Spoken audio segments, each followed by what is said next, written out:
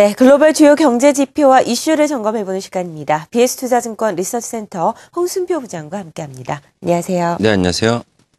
구제금융 언급에 대해서 스페인이 지방선거를 앞두고 굉장히 자제했었습니다. 이 언급 자체를. 그런데 지방선거에서 여당이 계속해서 승리하면서 긍정적인 부분을 좀 기대할 수도 있다라는 이야기가 나오는데 어떻습니까? 예, 사실 스페인의 전면적인 구제금융 신청 가능성 지난 4월에 대두가 되었지만은 일단 지방선거를 앞두고 스페인 정부는 일단 스페인의 전면적인 구제금융을 신청하지 않았고요. 또 안팎으로 전면 구제금융 신청에 대한 이야기가 나올 때마다 계속해서 진화하는 등 최대한 그 구제금융과 관련된 이야기가 나오지 않도록 자제하는 분위기를 연출을 했었습니다. 결국 이런 노력에 힘입어서 이번에 치러진 지방선거에서 국민당 그 라우이 총리의 국민당이 과반수 이상을 차지할 수 있었는데요. 현재 여당의 중요한 이런 정치적인 시험대가 지나갔다는 점을 고려한다면 스페인의 전면 구제금융 신청 가능성은 조금 더 높아졌다는 판단도 가능해 보입니다. 스페인의 재정위기와 관련해서는 향후 전면 구제금융 신청 여부는 대략 3가지 정도를 기준을 통해서 좀 평가를 해볼 수 있겠는데요. 우선은 은행권 부실을 들 수 있고, 두 번째는 지방정부의 재정위기, 그리고 세 번째는 경기도나 이런 부분들을 통해서 점검을 해볼 필요가 있어 보입니다. 스페인의 전면 구제금융 신청 가능성과 관련해서 우선 은행권 부실에 대해서 살펴보면은 유럽연합의 1,000억 유로 규모 지원으로 인해서 스페인의 금융권 우려는 완화될 수 있을 것으로 현재 기대가 되고 있습니다.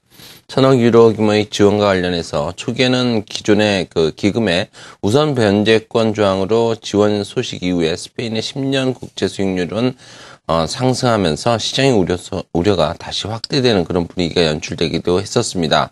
그렇지만 지난 6월 29일에 유럽 정상회담에서 스페인의 그 지원 기금의 우선 변제권 조항을 하기로 했다는 그런 결정과 함께 시장의 우려는 다시 해소될 수 있었는데요. 더불어서 지금까지 스페인 정부가 실시한 스페인 은행권에 대한 스트레스 테스트 결과가 1,000억 유로 규모의 지원 규모보다 작은 것으로 나타났다는 점도 일단 은행권에 대한 부담을 어느 정도 불확실성을 낮춰주는 그런 계기로 작용할 수 있습니다. 네.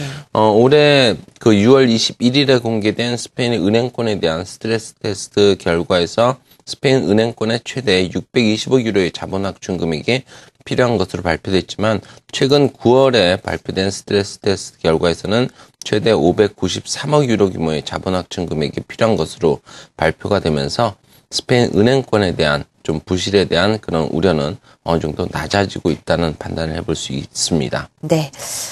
스페인의 전면적인 구제금융 신청과 관련해서는 현재 스페인의 지방과 관련해서 지방정부 부실이 어느 정도인지 실물 경기가 어떤지 정도를 알아보는 것부터가 우선시 돼야 된다고 생각되는데요. 어떤 상황인가요? 네, 일단 스페인의 지방 정부의 부실 문제를 보게 되면은 지난 7월 13일에 스페인 정부가 지방 정부의 재정 부실을 막기 위해서 180억 유로 규모의 긴급 유동성 기금을 조성을 한 바가 있고요. 또 9월 13일에는 30억 유로 규모를 추가 조성하면서 총 210억 유로 규모의 기금을 현재 마련하고 있습니다.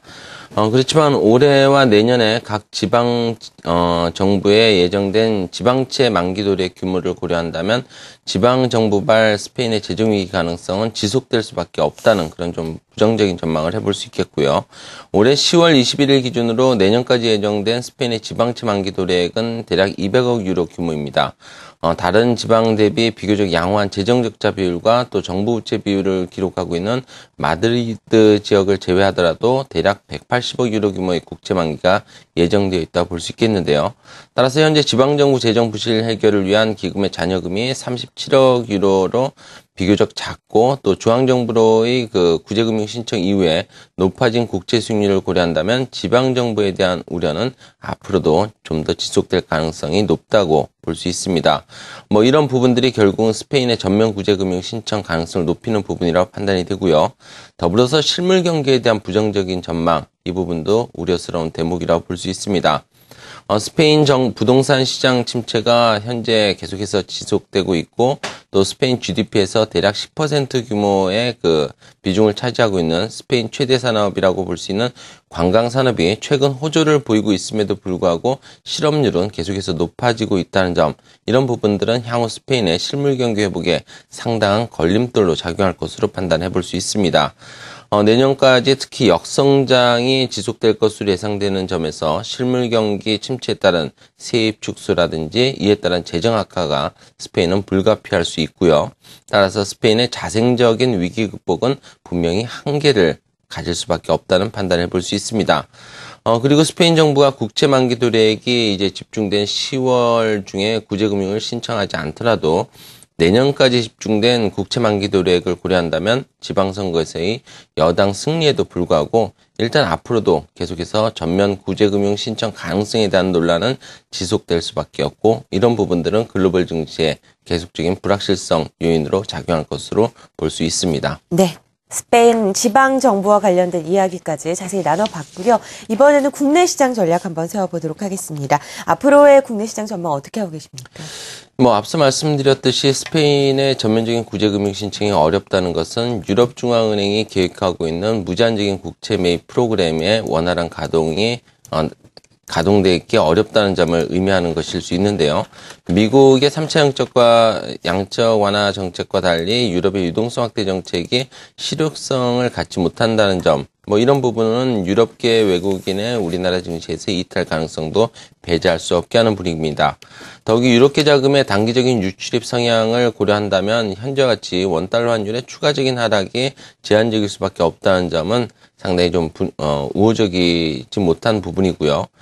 따라서 외국인의 매수세가 단기간 내 회복되기는 좀 어렵다는 점을 고려한다면 여전히 시장에 대해서는 좀 보수적인 시각을 갖고 접근할 필요가 있어 보입니다.